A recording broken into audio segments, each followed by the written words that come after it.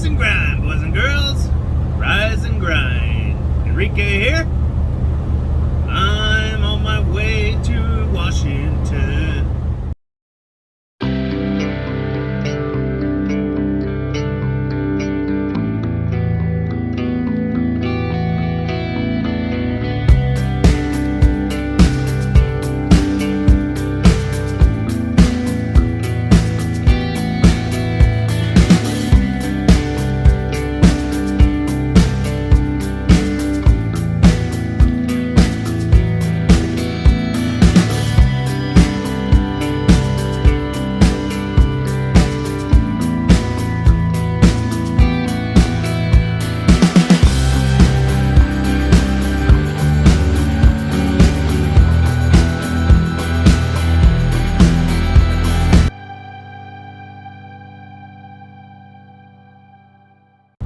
So the last couple of days have been some crazy things going on. I had another check engine light come on, and the first check engine light was saying something about a connection error, connection problem with the GPS. Well, I didn't know that there's GPS in this truck, so don't really like that because that means somebody's tracking me, maybe, possibly, I don't know.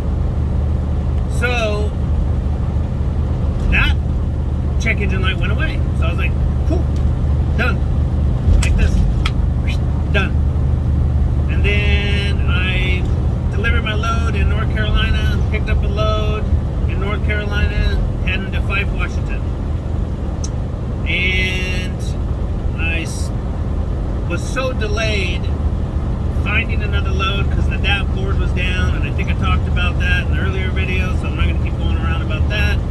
So I finally got a load, and by the time I got the load, went to go pick it up, I was sitting at the dock for 5 hours waiting them to load the load. I think I talked about that, I'm not sure, but I'll recap a little bit. The guy came out that loaded my truck when the green light went on, and I went to go get my bills, and he says, "Hey, are you in door 807?" I said, "Yeah." He said, "Man, I want to apologize. I messed up loading your truck, and then I had to unload it to reload it properly, and it's my bad. I'm so sorry." What are you gonna say? The dude came out to apologize to me. Nobody does that. Most of the time, they don't really care if we got to sit there for 1 hour or 12 hours. Usually the shipper don't really care, especially the guy that's loading the trucks. They don't really care, but this guy did, and it was super awesome. I told him, "Don't worry about it. Thanks for apologizing, but you don't need to. I appreciate you." So went in, got my bills, came back out, and went to slide my tandems, and my air release pins wouldn't retract completely. Another thing. So I was messing with that, and then that guy came out because he was going to close the dock door, and he seen me out there messing with my truck. So he came out and basically helped me to get the pins to release, got my tandem slid, hit the road. So by the time I hit the road, I had 2 hours that I could drive. Well, I wanted to get out of Virginia Beach, because I didn't mention that, but I went from North Carolina up to Virginia Beach, deadhead, to go pick up this load. Oh shit! Looks like I'm coming into the Hamptons.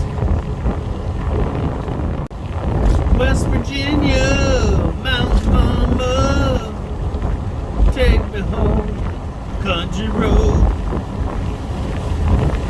Of course, it's raining, flood watch, but I'm heading to Washington. Spent 4 hours at the shipper today. Spent 2.5 hours trying to get a load. The DAP board was down today.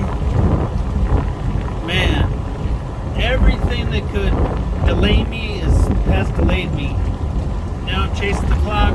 I got an hour and 52 minutes to get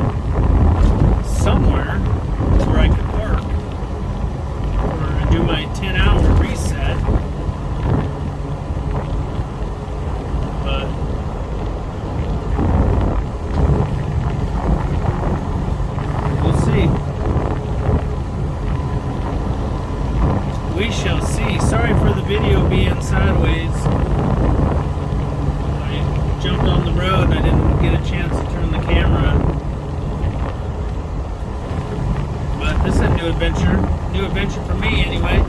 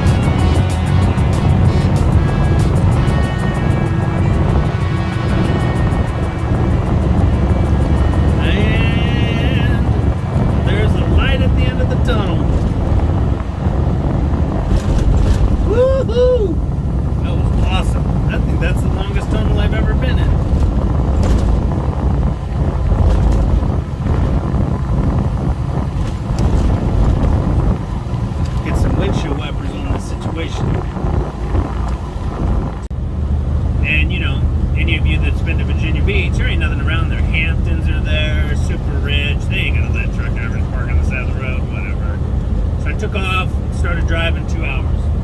Figured I'd drive my 2 hours. Found a rest stop. Nobody was in. I was like, cool. Got a spot. Shut down for the night. No worries. Ate dinner. Watched some videos. Good. Everything's good. Woke up the next morning. Check engine light on. Another check engine light. So oh man, looks like somebody hit a deer. Oh, that's a bummer.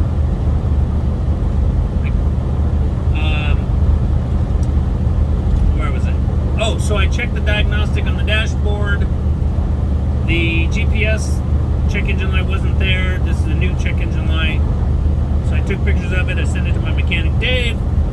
My mechanic Dave said that the outlet knock sensor wasn't engaging. Great.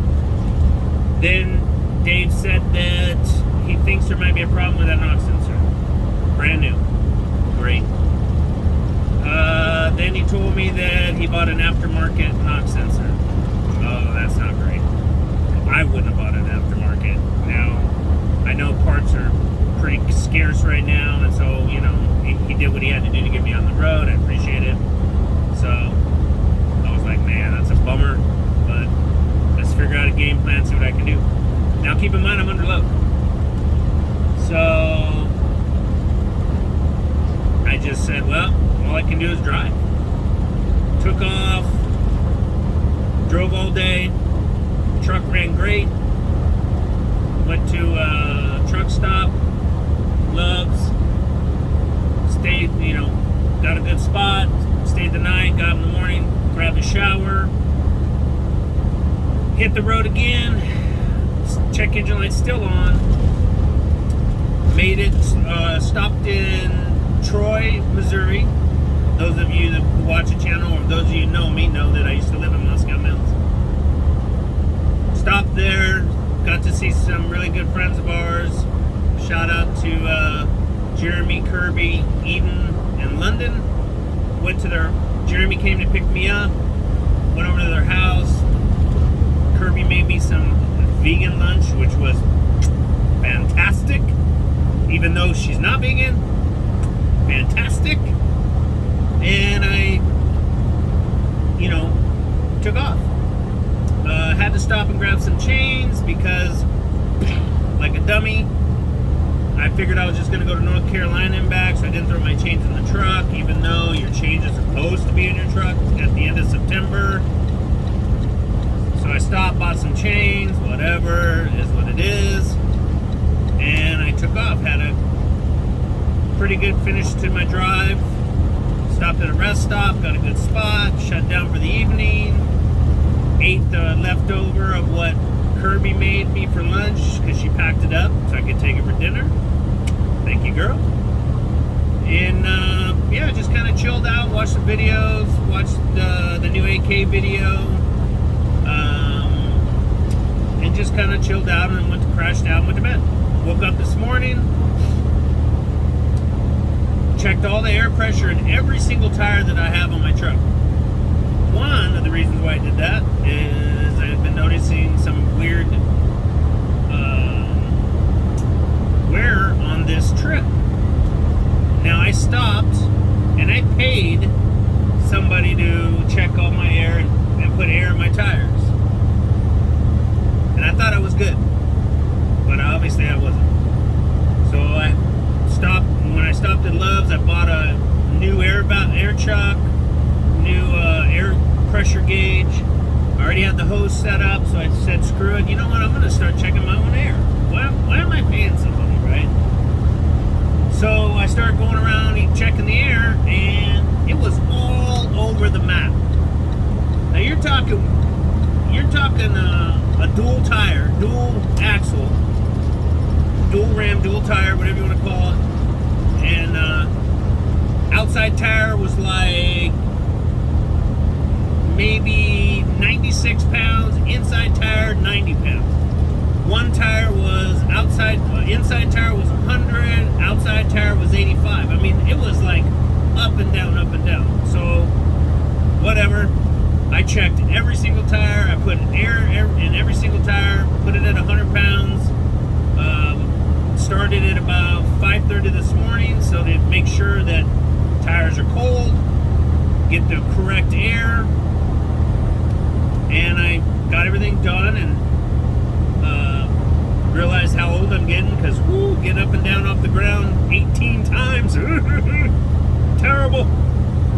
Anyway, hit the road, driving towards Kansas City, gonna shoot up north and head up towards Nebraska and jump on 80 and then take 80 all the way up. So I'm driving. The morning's nice and cold. It's it's getting colder obviously, and I look down at my dashboard. No check engine light.